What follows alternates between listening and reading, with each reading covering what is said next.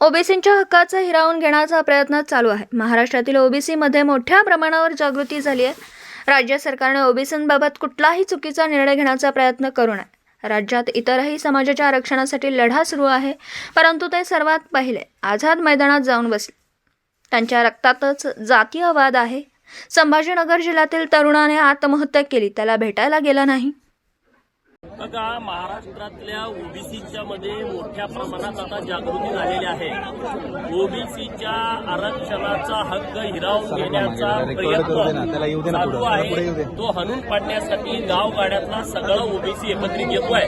आम्ही सगळेजण ताकदीनं ओबीसीची लढाई लढणार आहे भुजबळ साहेबांच्या नेतृत्वाखाली, आणि ओबीसीच्या हक्काचं संरक्षण आम्ही 1,00,000% करू।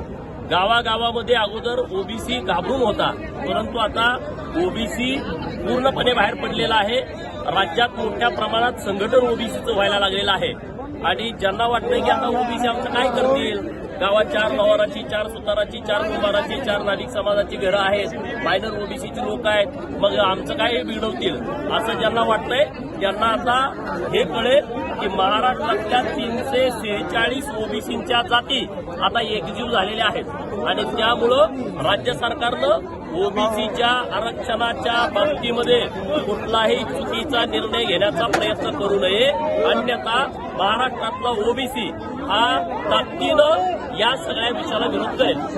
भीती दाखवण्याचा प्रयत्न सुरू आहे, पण आता कोण भीतंय का? तुम्ही बघितलं किती लोक आहेत इथं, किती मोठ्या संख्येनं लोक आहेत। त्यामुळं आता आपण कायद्याच्या राज्यामध्ये राहतो, कायद्याच्या देशामध्ये राहतो, लोकशाही मानणाऱ्या देशामध्ये राहतो, तर कुणीही दादागिरी करण्याची आवश्यकता नाही।